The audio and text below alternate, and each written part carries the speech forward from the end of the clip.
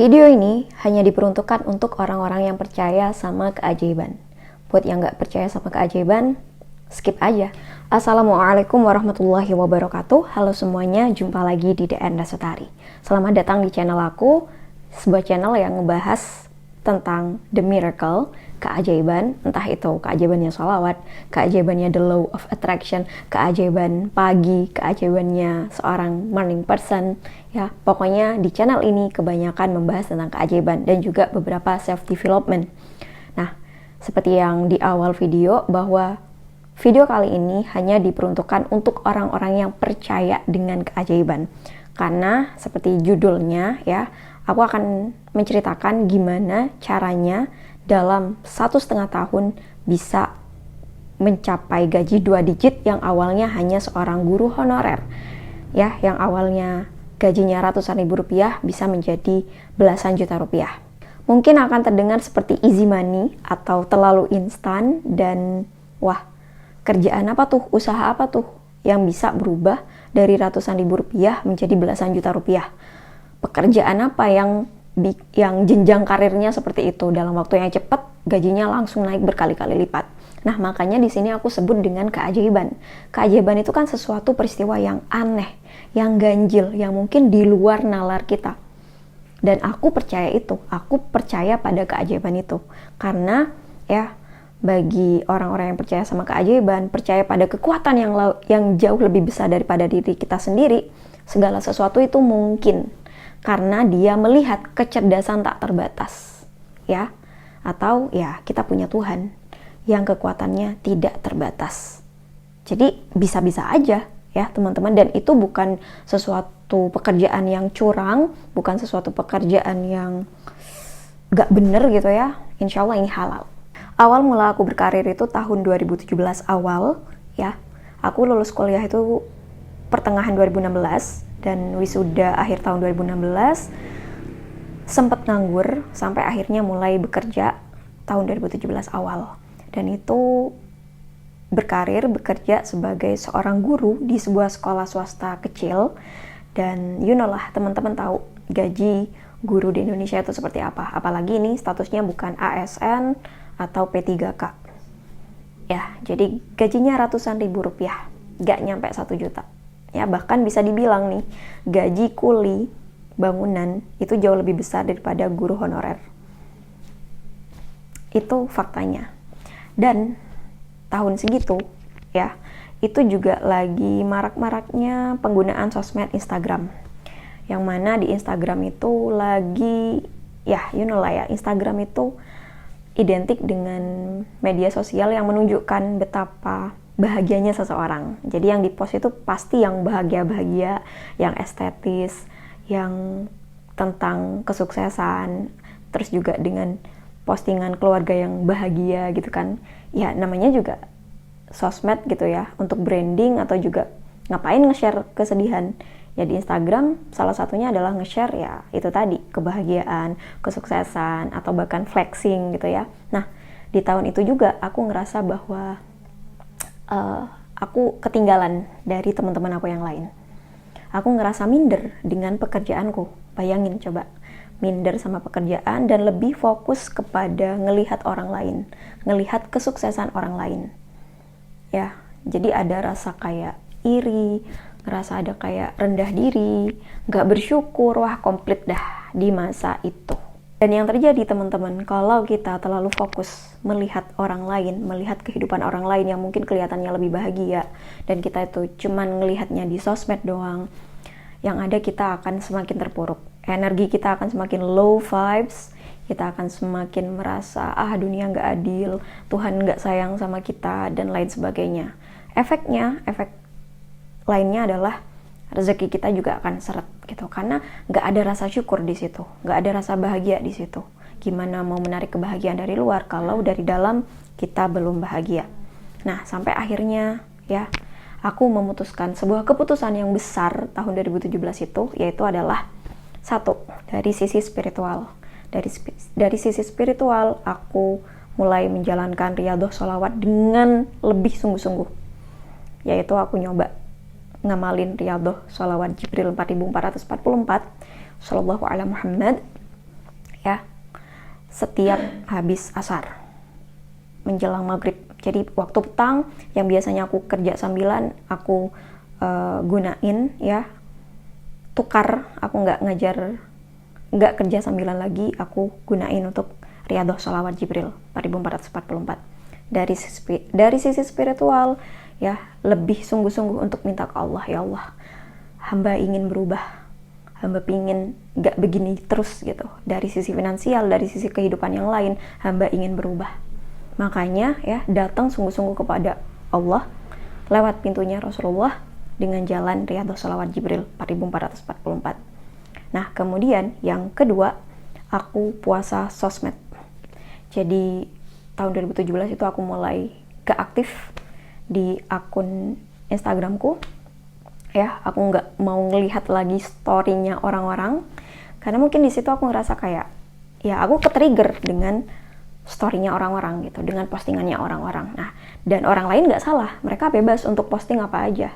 Jadi yang bisa kita kendalikan adalah diri kita sendiri. Kita nggak bisa dong ngelarang orang lain untuk posting kebahagiaan mereka, ya itu haknya mereka. Tapi yang bisa kita kendalikan, yang bisa kita kontrol adalah diri kita sendiri. Makanya aku puasa sosmed, nggak ini lagi, nggak aktif di Instagram, di WA juga hanya beberapa teman deket aja yang aku sering berkomunikasi. Jadi intinya kayak menghilang sejenak dari hiruk pikuk dunia sosmed.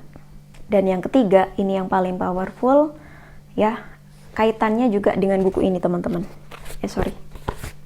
The Power of Now. Jadi buku ini menjelaskan tentang betapa hebatnya kekuatan saat ini. Kalau kita hadir sepenuhnya pada detik ini, saat ini, ya di momen yang sekarang. Nah, jadi yang ketiga yang aku lakuin adalah penerimaan. Ya, acceptance, penerimaan akan hidupku saat ini, saat itu ya, maksudnya tahun 2017. Nah, jadi gini, yang mulanya aku minder dengan pekerjaanku, nah itu aku ubah.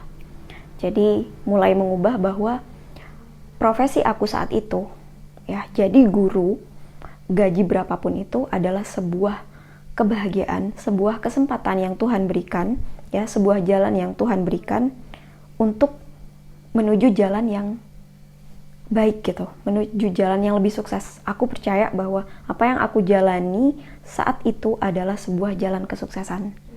Nah, jadi yang awalnya minder, jadi seorang guru honorer, ya minder dengan gajinya, minder dengan, ngajar di tempat yang kecil gitu, ngajar di sekolah yang kecil. Nah, itu aku ubah. Ada sebuah penerimaan di situ. Ya Allah, terima kasih, hamba menerima pekerjaan hamba saat ini. Jadi kayak sebuah penerimaan yang benar-benar menerima, sehingga fokusku adalah momen saat itu, momen saat aku benar-benar ngajar, momen saat aku menjadi seorang guru gitu.